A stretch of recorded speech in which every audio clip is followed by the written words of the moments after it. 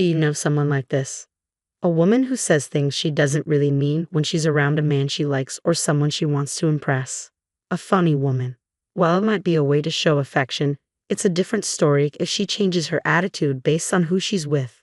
Funny girls always end up causing harm behind the scenes. I'm going to share a story about when I was on the receiving end of this behavior. My name is Flora. 7 years ago, I was in a 3-year relationship with a guy named Daniel, and we were planning to get married in the fall. Around that time, we found out that his older brother was also planning to get married. It was great to have 2 happy events happening at the same time, but considering the financial burden on the invited guests, we thought it might be better to avoid having them overlap. So we had a discussion and decided that the older brother would have his wedding first. That's when Nina, his wife, became my sister-in-law. I'm 2 years younger than her, and she was very kind, treating me like a sister. I thought we'd get along well as sisters-in-law. But her attitude changed completely 6 months after her wedding. It was the day we came back from our honeymoon. Grandma, Daniel, and Flora are back from their trip, my mother-in-law said loudly. Daniel's 80-year-old grandmother, who lives with my in-laws, came out of the back room. Daniel, Flora, welcome back. I brought you the toffee you like. When I handed my grandmother-in-law her gift, she smiled happily. Daniel, you've really got yourself a great wife. She even thought of me during the wedding ceremony. It was an intimate ceremony with just family, and even the meal was Japanese cuisine, which is rare for young people these days. It was then that my sister-in-law, Nina, walked in. Oh, you all look like you're having a good time together. Nina, you came just in time. Daniel and Flora brought us some toffee from their honeymoon. Join us, my mother-in-law invited her. But Nina replied, not this time. I just came to drop off the invitations for your birthday party, mother-in-law. Well, I have some things to do, so I'm going to take off. Then she walked out the front door. I followed her. Here's a souvenir. It's not much, I said, handing her a paper bag with sweets. She peeked inside and laughed. It looks like something you could buy at any train station, huh? I'm sorry, I stammered. And Flora, from now on, could you stop calling me by my first name? You're married now, so you should understand, right? Yes, I replied, feeling taken aback. The Nina who used to call me by my first name or a nickname now addressed me more formally, and her words and tone seemed harsh. What could have happened? I wondered if I had done something to upset her, but I couldn't think of anything. Maybe she was just in a bad mood. Still, I was left with an uneasy feeling. At the restaurant my sister-in-law had booked for my mother-in-law's birthday celebration, my in-laws and Nina were waiting. I was about to ask why my grandmother-in-law wasn't there, but my sister-in-law spoke up. Now that everyone's here, father-in-law, could you please say a few words for the toast? We finished the main course, and just as we were about to have dessert, my sister-in-law said, Mother-in-law, this is a birthday present from Ty and me. When my mother-in-law opened the box my sister-in-law handed her, it revealed a high-end bag. Oh my, can I really accept such an expensive gift? We chose it because we thought it would be perfect for a fashionable mother-in-law like you. Nina had also given my father-in-law a watch for his birthday 3 months earlier. Seeing my mother-in-law's happiness, my sister-in-law looked at me with satisfaction. Flora, you have something too, right? Yes, I'm not sure how to follow that, but as my mother-in-law unwrapped the package I handed her, she exclaimed, Oh, how lovely. Did you make this, Flora? Yes, I enjoy sewing. I had given her a handmade apron. I remembered my mother-in-law saying before that she wished there were more fashionable aprons out there, so I made one to suit her taste. Thank you, this is exactly what I wanted, and it's even more special that you made it for me. My mother-in-law was delighted.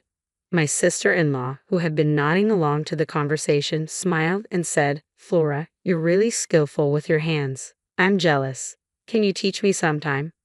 I had been worried about how my gift would be received, so I was relieved by their kind words. I excused myself and went to the restroom. While washing my hands, I felt someone's gaze on me. I looked up to see my sister-in-law glaring at me through the mirror. I had a shocked expression on my face. What's so surprising? She snapped. I'm sorry, I mumbled, still taken aback. I didn't notice at first. Hey Flora, what's with that birthday present? Did you really think she'd be happy with something like that? A handmade apron. It's so outdated, like something from a grade school economics class. She laughed. mocking me while crossing her arms. I feel like I'll catch your bad taste if I'm around you, she said, pinching her nose and making a gesture to fan away the smell before leaving the restroom. From that point on, my sister-in-law acted completely different when we were alone compared to when we were with family. My husband would just tell me not to worry about it and wouldn't take the issue seriously. Still, I continued to visit my in-laws' house to see my grandmother-in-law, who looked forward to my visits. Lately, I hadn't had any run-ins with my sister-in-law. Then one day, I received a message from her after a long time. "I have something to tell you." When I went to my in-laws' house that day, my sister-in-law, who had come alone, was happily chatting with them. "Nina is pregnant. It's a boy," my mother-in-law said joyfully. My in-laws already knew about my sister-in-law's pregnancy, but they had called us over so she could tell us in person. Feeling mixed emotions while my in-laws beamed with happiness, I pretended to make tea and went to the kitchen. Even so, I couldn't help but listen to the conversation in the living room. "Actually, there's something I'd like to ask," my sister-in-law said. "What is it? Don't be shy, just say it." "Well, I talked to Ty about it, and we were wondering if we could live here with you after the baby is born. So, here's a proposal. If the family grows, it might become a little cramped, so we would appreciate it if we could renovate the house. Of course, we'll cover the expenses." She suggested this humbly, but I felt she might have had another motive. Unaware of this, my father-in-law said, "I appreciate the sentiment, but wouldn't we all end up being overly conscious of each other?" My father-in-law said, "You don't have to worry about us, but why don't you just build your own house? If it's about money, we'd be happy to help. Right, honey?" "Yeah, that's right," my mother-in-law agreed. Upon hearing my in-law's words, my sister-in-law said, "Really? Are you sure? That's too bad. I was looking forward to living together." This was probably all part of her plan. My sister-in-law came over to me in the kitchen with a smug look. "Did you hear that? My father-in-law is going to give me the money for my own house." She casually revealed that she never had any intention of living with her in-laws from the start. "My future is secure now. I have a husband who works at a top-tier company, a new house, and a son on the way. Plus, I've got my in-laws on my side. You really picked the wrong person to mess with." "Excuse me. Being friends with that old woman won't get you anywhere," she added. Unable to hold back any longer, I raised my voice. "Nina, that's completely inappropriate." "Don't be so loud. Everyone will hear you," she whispered in my ear. "God must be watching over me. After all, he made sure I, as the eldest son's wife, would have a child before you." I didn't immediately understand what my sister-in-law meant, but then I realized something. How did she know about it? Only my husband and grandmother-in-law should have known. Suddenly, my grandmother-in-law walked up. "What are you two talking about?" "Oh, it's nothing," my sister-in-law replied with a fake smile before quickly returning to the living room. "Flora, would you like to have some tea in my room?" Once inside, my grandmother-in-law checked again to make sure no one was outside the room and said, "Flora, is Nina being mean to you?" I replied, hesitating. My grandmother-in-law told me she had begun to notice my sister-in-law's true nature. When I told my grandmother-in-law that Nina knew about my miscarriage, she said she must have eavesdropped on our conversation in this room. Had planned to keep my pregnancy a secret for the first several weeks, only telling my husband and grandmother-in-law because I didn't know what my sister-in-law would do if she found out. Unfortunately, I ended up having a miscarriage. My sister-in-law had deliberately called us to her in-laws' house to announce her pregnancy. I couldn't help but think she was mocking me. I couldn't forgive her. I decided to tell my elderly grandmother-in-law everything about Nina's behavior, which I hadn't mentioned before to avoid worrying her. My grandmother-in-law held my hand and said, "Don't worry, Flora. Leave it to this old lady." Several months later, my sister-in-law gave birth to a baby boy at a hospital near her parents' home. We gave her husband some money as a gift, but I separately sent a present to Nina's family home. Even though she should have received it by now, she never said anything. I decided to call my sister-in-law in front of my grandmother-in-law and parents-in-law. "What, you're asking for a thank you? Sending me such a cheap handmade baby outfit? How stingy can you be?" My sister-in-law started the conversation by ranting loudly. I put her on speaker. "I threw that thing in the trash already. Just send me a stroller instead." I waited for my sister-in-law to finish before revealing the truth. "Nina, Did you check what was inside that gift? What? Yes, I made the baby outfit, but your father-in-law asked me to. Your parents-in-law embroidered your child's name on the chest of the outfit. I also mentioned that in the letter I included. Didn't you read it? What? Are you kidding? My sister-in-law's confident tone gradually faded. Flora, hold on a minute. I could hear voices in the background. Mom, where did you put that bag I threw in the trash? What bag? What was in it? Just look next time. My sister-in-law and her mother's conversation was clearly audible even though she probably thought she was covering the phone. I'm sorry, Flora. There was a little misunderstanding. Suddenly, my sister-in-law's tone changed to a more humble one.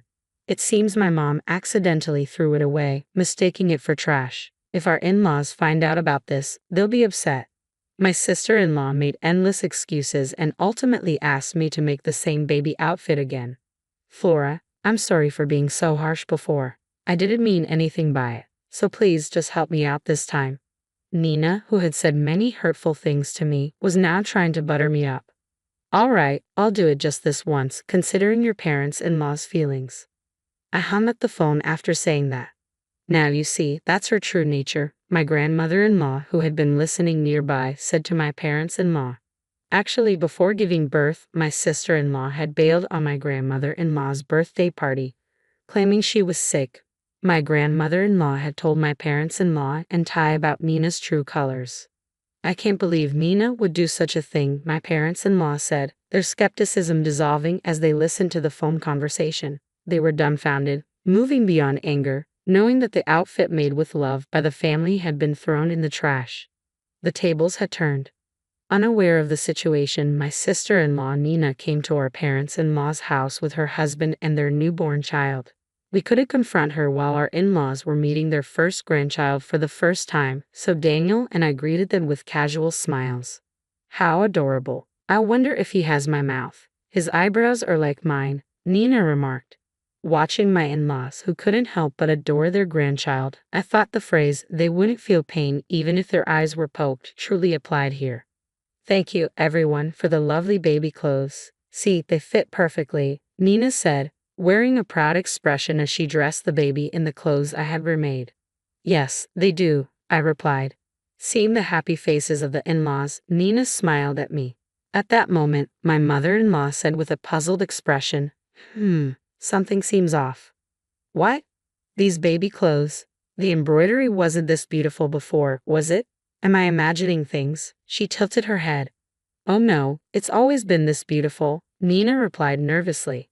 I guess so, my mother-in-law said, seemingly convinced. Nina laughed nervously, relieved that nothing more came of it. Let me hold my great-grandchild, my grandmother-in-law said, reaching out. Don't touch the baby with your dirty hands, Nina snapped reflexively, brushing away her great-grandmother's hand. It was a reflex, revealing her true nature. Flustered, Nina quickly said, I'm sorry, Grandma. I didn't mean it like that, Nina desperately tried to explain, but icy cold gazes were directed at her. Well, it doesn't matter, Great-Grandma said with a laugh. You may try to keep up appearances, but sometimes your true colors show unexpectedly, right, Nina? Huh? Oh no, did I let something slip? Nina was speechless at Great-Grandma's response. Backed into a corner, she said, Great-Grandma, can we have another birthday party for you? I couldn't attend the last one because I wasn't feeling well. Oh, there it is, her signature about face. Would you prefer Japanese cuisine? I could make a reservation at a fancy restaurant, Nina asked, rubbing her hands together. No, I don't like eating out. I'd rather try some of your homemade cooking instead of a fancy feast. Is cooking not your strong suit, Nina? No, it's not like that. Of course I'll cook for you, she said confidently. But later she called me. Can you do me a favor? Nina asked me to help her cook, assuming I'd bail her out like I did with the baby clothes. But things wouldn't go her way this time. I'm sorry, Nina, but no. Great-Grandma has had my cooking and would know right away. Why didn't you just be honest if you can't cook? Maybe she didn't expect me to say that. Fine, she said and hung up the phone. At Great-Grandma's birthday party, there were fancy boxes of food lined up on the table. Did you make all this, Nina? Great-Grandma asked with an innocent expression. Yes, I did. I'm not sure if you'll like it though, Nina replied, Knowing her, she probably ordered high-end dishes and just changed out the plates because she refused to admit that she couldn't cook. Relieved that she managed to avoid complete embarrassment, she showed a gift to her grandmother-in-law. "Grandma, this is just a small token, but I hope you like it and wear it." "Oh, this looks like expensive clothing, but it's too fancy for me to wear. I feel bad, but can you return it to the store you bought it from?" You don't like it. I can get something else." Nina hesitated. Grandmother-in-law said, "Nina, would you like to live with us here? That would be the best present." It would mean I could enjoy your delicious cooking every day." "Live together, right, father-in-law?" Great-grandma asked, looking at him. Nina was visibly shaken by the unexpected request. "It's just a thought. Besides, Nina, weren't you planning to live with us? Is there a problem?" After about 10 seconds of silence, Nina finally opened her mouth. "I'm sorry. The truth is, I can't cook at all, but I didn't want to tell you, so I ordered food," Nina confessed.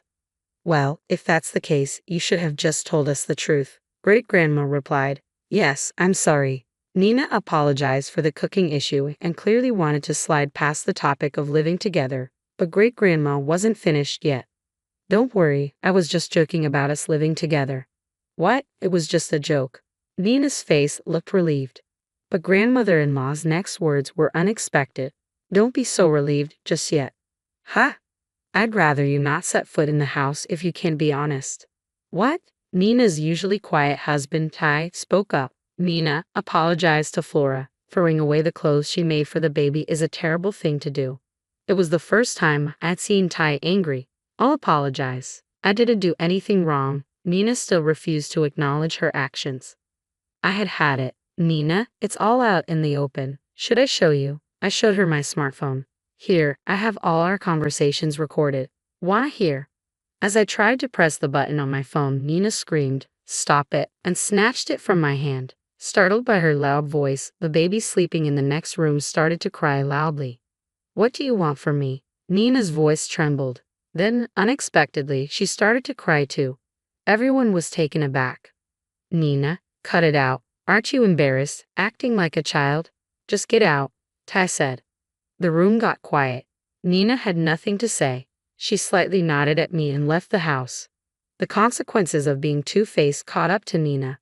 Later, Ty told her that he wanted a divorce. Nina had no job or savings. She demanded alimony in exchange for giving him custody of their child. However, Nina's parents were reasonable and apologized for their daughter's actions, offering to pay the alimony themselves. Nina, who moved back in with her parents, sent Ty messages complaining about living with her stubborn sister-in-law and how unbearable it was. Nina didn't care about her child at all. Ty was fed up and said, "You brought this on yourself," and he blocked her. After the divorce, Ty remarried and lived with his son in his parents' home. "Please call me Anna. You don't have to call me sister-in-law." Anna, who was a year older, was very kind and cheerful, and the baby quickly warmed up to her. Thanks to the in-laws, the family of 3 now lives in an apartment near their house. My husband and I, blessed with 2 daughters, moved into the in-laws' house when Ty and his family moved out. The in-laws love watching their grandchildren grow up. Grandmother named our 2 daughters. My name, Flora, means flower, so she chose the names Lily and Jasmine. The girls called my grandmother-in-law Gigi. She will celebrate her 88th birthday this year. Today, she sits on the porch watching her great-grandchildren play in the sandbox. "Gigi, here's some toffee," the girls say, offering her balls of mud. She laughs and says, "Thank you, it's delicious." As I watch this adorable exchange from a distance, I whisper, "Gigi, please live a long life and watch over our children as they grow up."